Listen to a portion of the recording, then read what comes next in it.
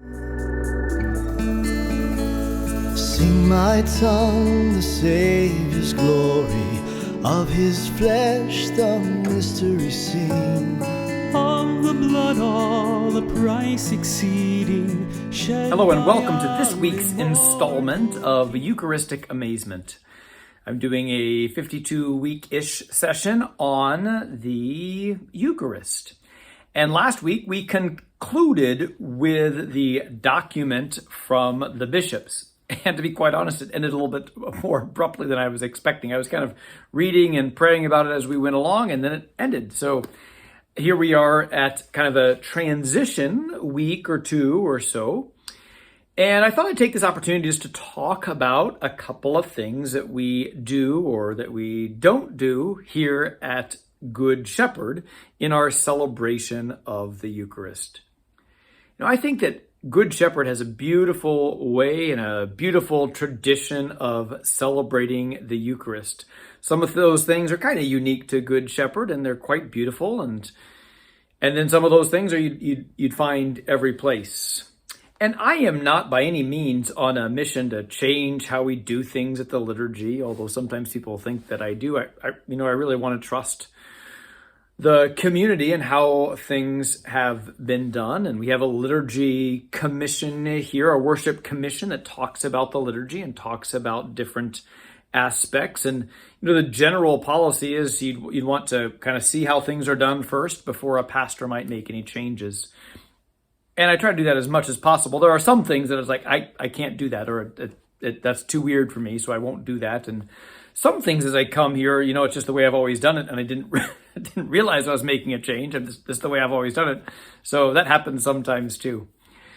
So I think that Good Shepherd has a beautiful way of celebrating the liturgy. I think we've got a great history of music and attention to how the liturgy can really touch our hearts and enrich our lives and enrich our celebration. We have a great history of various ways of exploring and how do we really bring the goodness of God sacramentally and liturgically to our people.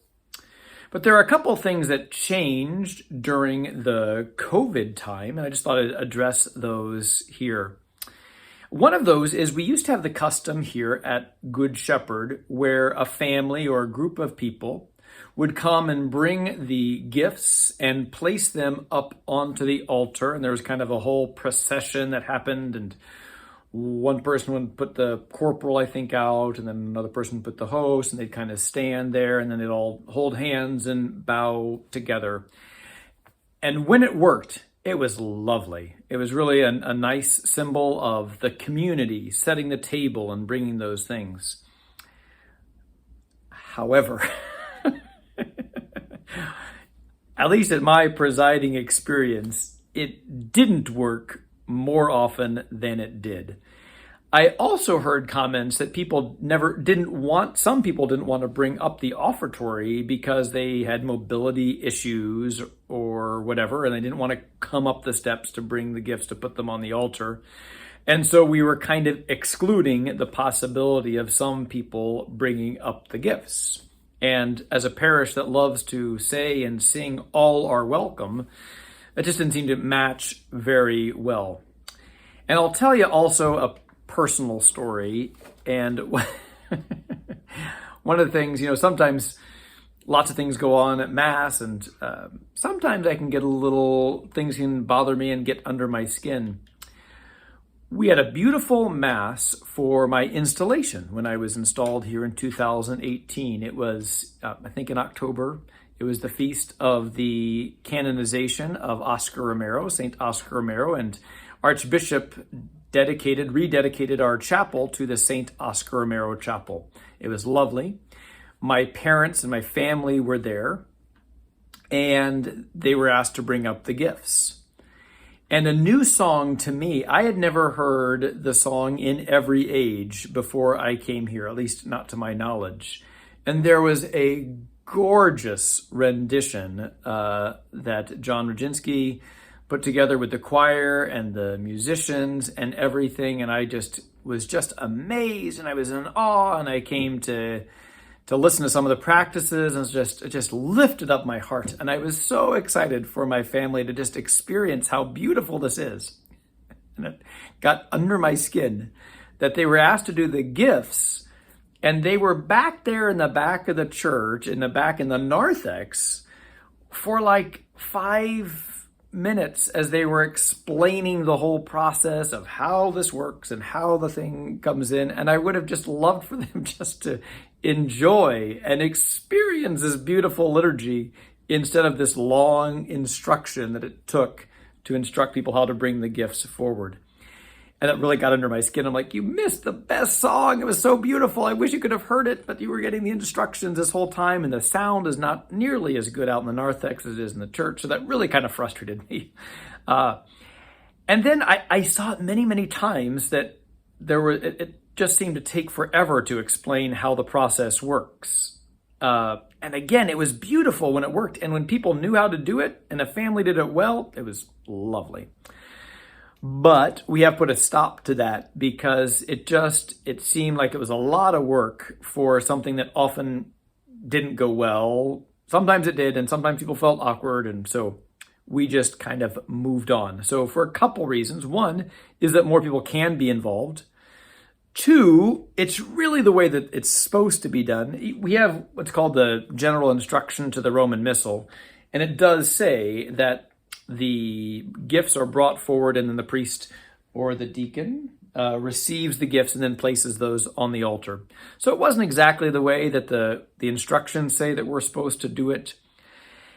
And also, I like receiving the gifts from the community. I like coming down and receiving the gifts. I often have a few words with them. I say thank you, and it's often very cute to the kids or whatever. I can receive the gifts from them. And so I really like that process. It gives me another little contact with the parish and with the family. So those are kind of the reasons that we put an end to that. We weren't bringing up the gifts at all during COVID. And rather than try to restart that process, which worked sometimes, but didn't work always, and wasn't really the way it was supposed to be done anyway, we just kind of put a stop to it. It doesn't have anything to do with like not letting people come up into the sanctuary or anything, or not letting people come around the altar. Nothing to do with that. I love people having people up there and surrounding the altar. That's great. But just the whole process, it just didn't seem worth the work to try to reboot that process. So that's that. And also related, the other change we have had since COVID times is that the Eucharistic ministers, or the extraordinary ministers of Holy Communion, aren't coming up and around the altar. And I realize that with the combination of those two things, it might seem like our church is getting all clerical and we don't want lay people up in the sanctuary or anything. It isn't that.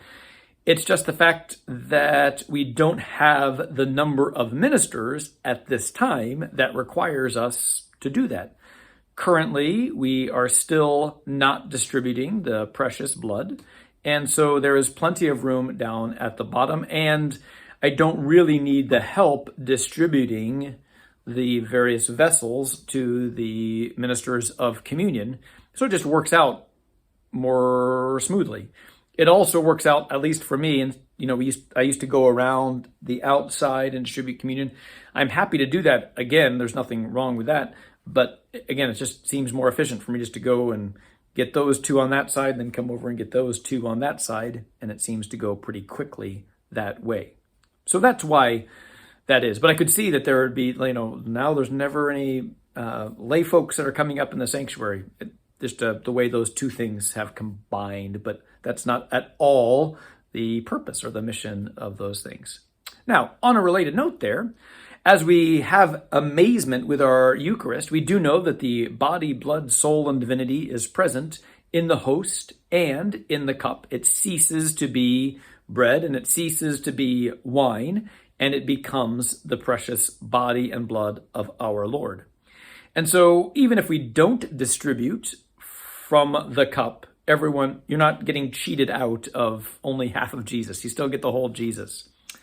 And the question might be asked of, when are we going to go back to distributing the precious blood in the cup? that question might be asked, but to be quite honest, I really haven't been asked that question yet. Maybe one or two people have asked me. And so I'm just waiting till people want to do that again. So I'm happy to start that up again, but I haven't heard anyone say, can we please do that? So I'm in no rush. And if the community's in no rush, whatever, I have always enjoyed giving the opportunity to receive, both from as a host and from the cup. But if people are not wanting to do that at this time, again, it's the full Jesus. So I'm just kind of waiting for people to ask me for that. So if you are wanting that, talk to me. But I have heard nobody say, please bring back the distribution of the chalice. Haven't heard it. So there that is. So there's just a couple of liturgical notes. It's less amazement, but I know that some people sometimes have questions about why have we made these changes. As far as I know, those are the reasons that we made the changes. One is it just didn't always work smoothly, and it wasn't really according to what we were supposed to do anyway, so it wasn't really worth the reboot in 2021 and 2022 when we started bringing the gifts up again. And then we just don't have a huge number of extraordinary ministers of Holy Communion that require people to come up and help with the distribution. So if we ever want to have distribution of Holy Communion under both kinds again, we can initiate that at any time, but we'll have to have some interest and some volunteers to do that first. So anyway, that's the kind of thoughts for today, and I will see where I go next week. I want to take another look at a document, but I don't know what I'm going to do yet, so I haven't jumped right into that yet. So hopefully this has been kind of interesting and kind of a fun little diversion before we get into some more serious studies again. So have a great week.